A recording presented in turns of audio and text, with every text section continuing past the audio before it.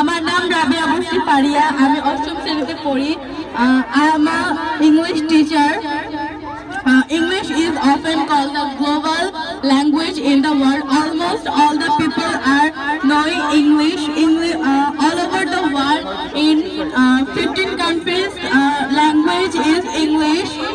English is communication, international for business, communication, education, also science, technology, and more. English is good for us and মুখস্থ বিদ্যালয়ের অবস্থায়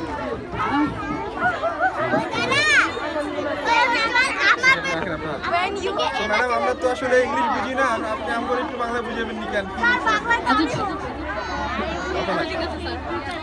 English হচ্ছে আমাদের international language, মানে আন্তর্জাতিক ভাষা। এটা অলমোস্ট 50টা কান্ট্রিতে স্বীকৃতি পেয়েছে এই ভাষাটা। আমরা সবাই ইংলিশে কথা বলার চেষ্টা করব এবং ইংলিশ আমাদের জন্য খুবই গুরুত্বপূর্ণ। আমরা যখন কোনো বাইরের দেশে যাব তখন তো তারা আমাদের যেহেতু মাতৃভাষা বাংলা, তারা আমাদের ভাষা বুঝবে না। তো একটা ভাষা আছে যা ইংলিশ, যেটা কিনা সব দেশে মানুষ জানে। তো এটা হচ্ছে আমাদের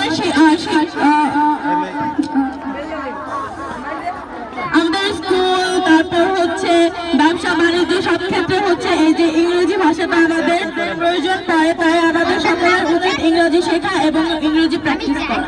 ম্যাডাম আমাদের তো ইংলিশ বলে দাঁত ভেঙে পড়ে যায়, তো এই রিস্ক কে নিবে বলেন?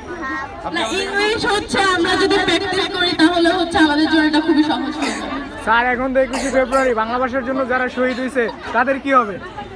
যে আমরা যদি আমাদের ভাষাটাকে গুরুত্ব না দেই, ইংরেজিতেই কথা বলি, তাহলে আমাদের শহীদদের কি হবে বলেন? আমাদের যেহেতু মাতৃভাষা বাংলা, তো আমরা বাংলায় কথা বলবো, বাংলার পাশাপাশি আমরা ইংরেজিতেও কথা বলার চেষ্টা করব। আমরা কি পারি না বহির্বিশ্বে আমাদের ভাষাটাকে প্রচার করতে?